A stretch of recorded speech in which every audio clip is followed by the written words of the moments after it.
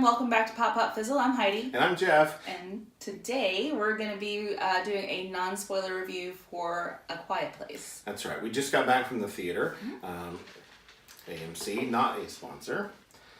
But we just got back from a matinee showing of A Quiet Place. We wanted to go as soon as it came out. We were super excited about the movie. So excited. Just from the trailers that we watched and shared with you guys. Unfortunately, I've been super sick for a while, so we apologize. Our content has not been as frequent as we would like over the last couple of weeks. But I'm feeling better, so we got out as soon as we could to go see A Quiet Place, which was, as I said, the matinee today. If you don't know, A Quiet Place is written, directed, and stars John Krasinski, I always want to put an N in there that's not there. John Krasinski.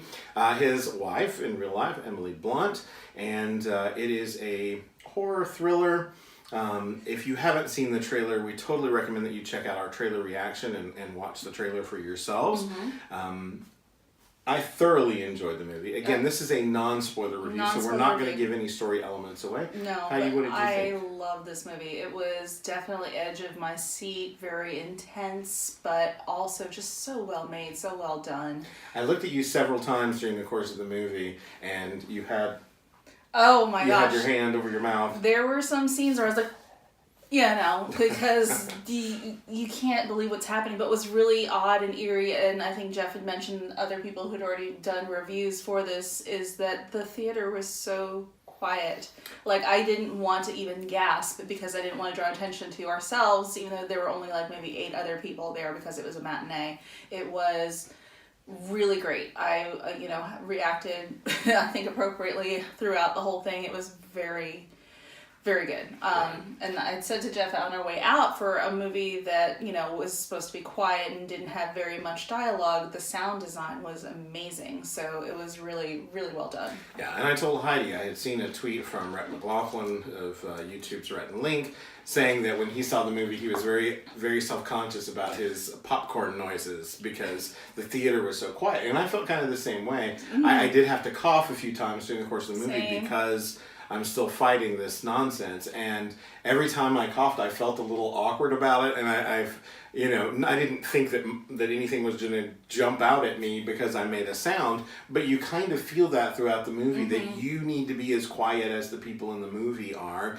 And I think that's a really neat thing. I think it's a really interesting thing. Very great concept. We say all the time, and Heidi's not much of a horror fan as I am, but one of my pet peeves about horror movies is that they just become reductive over time. They jump scare after jump scare. The same sort of jump scares, the same sort of things. And it's not to say that there aren't some of those types of elements in this film, but it's such a largely original idea, and it's done in such a way that you do find yourself, as Heidi said, on the edge of your seat, paying attention to sounds and lack of sounds, and so that when those moments happen, it's a very genuine fright. The tension ratchets constantly, building you into this sort of frenzy. You mentioned on the way home, the sound design in this movie is incredible because there's not a lot of dialogue. And so the sounds that you're hearing and the music, which I felt was minimal in a lot of ways, but still still built the mood, and it built the tension, and it really kept us on the edge. Yes, and because we weren't hearing everything that was happening, you're forced to pay attention to everything that's in the frame, from the set pieces that were there to things that are visual cues as to what may have happened, what's going on in the world, so you can actually sort of see what's going, you have to figure it out, but from everything that they give you, if you're actually paying attention, you can actually figure out what has happened and what needs to happen to stay alive. I thought it was well written, and when I say that, not because there's a lot of dialogue, but it was written in such a way that every bit of dialogue that you do get is important, whether it's in sign language or spoken aloud. Every element of the story that comes out in a way that, as Heidi said, you can piece together what you need to know without them hand-holding you, without them overly explaining. You just pick up the pieces and you buy into the world that they're giving you. That to me signifies good writing. Yeah. I felt like the directing was on point. Oh. I don't know if John Krasinski's directed anything before this film or not. Maybe some television. I don't know. Yeah, we had that question. But such a strong showing for him. Mm-hmm. I noticed he had some co-writers for this, but all in all, just a really great production. All the acting on point. Emily Blunt's always great. She's good in this. She has to carry some emotional scenes in this. Goodness, yes. And John too. The emotion that shows in their eyes and their facial expressions without the dialogue, without the sound that normally would be associated with those things.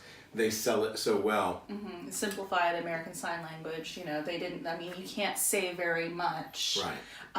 With what they were able to know, that just without revealing too much, there is a child who is deaf, so they all already knew sign language. So we see that in the trailer that they're using their hands, and I'm like, how do they learn it so fast? Well, now at least that's a teeny tiny spoiler, but not a horrible one. So all in all, we both had a great time at Quiet Place. Yeah.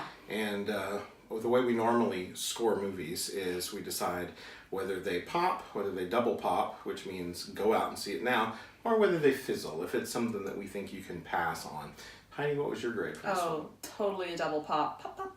Yeah. Which means go out and see it now. I'm also a double pop. I think that in a sea of other horror movies, good and bad, this is a solid, new, I hesitate to use the word groundbreaking because, that to me should be reserved for really monumental things, but this is so different and it stands out from the rest of the horror offerings that I've seen of late. Definitely. It's really well done start to finish. Small cast, but the eye is on quality from start to finish. Definitely. On this thing. And I would say also, a lot of the times Jeff will go out and see movies because he has the movie pass, not a sponsor.